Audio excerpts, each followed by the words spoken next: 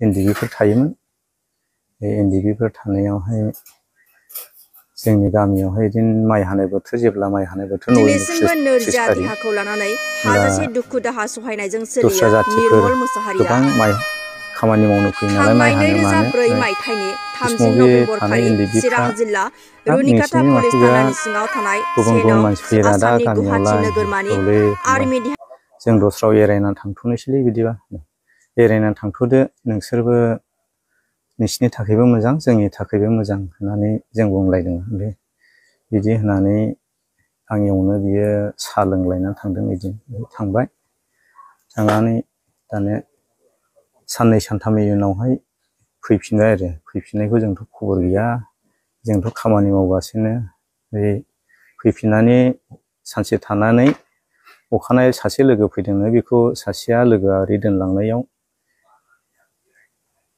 सासे लोगोखौ दोनलांनायावहाय दंफां नाबोनाय लामायाव लोगो मोनदों। दानि बे दंफां नाबबोग्राफोरखौ लाखिनानै जोंनो फैसा होलांनांगौ बिदि जोङो होनना बुंबाय। बिदि बुंनायाव जोङोथ' फैसा गैया बिदिला जों गाबोन होफैनोसै मालाखौ दोन ओमफ्राय फैसा लाय।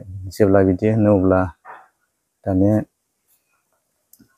दंफांखौबो गालांबाय माखासे नेबायनो दंफां साइकेलखौ माखासेया फैसा लायनो थांनाया फैसाखौ होफैखोना होफैदिया मोनायावहाय बिसोरबो खोथाना लाबायनो मबाव लोगो मोनगोन होनना सोंनायाव जों बै उमुक गामियावनो थायो उमुकनि न'खराव थायो होनना जेब्ला बिदि होनो दे जाबाय होनना थांबाय।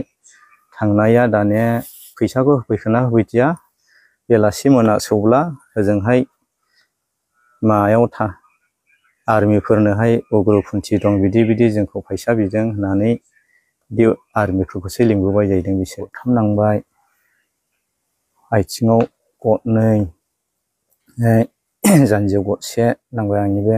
आंथ' बिसिनो मय नांदों मिथियाखिसै गुबुनफ्रासो खोथाबाय आङो उथुमायाव नांदों उथुमायनि गाहायावबो उथुमायावबो बिबु गलायदों होननानै आरो दानिया जेब्ला बिदि गावबाय फिसाजोआ आंनि सासे 12 बोसोरल'खामोन देरसिना फुङाव जिखांनानै लेखा फरायदोंमोन।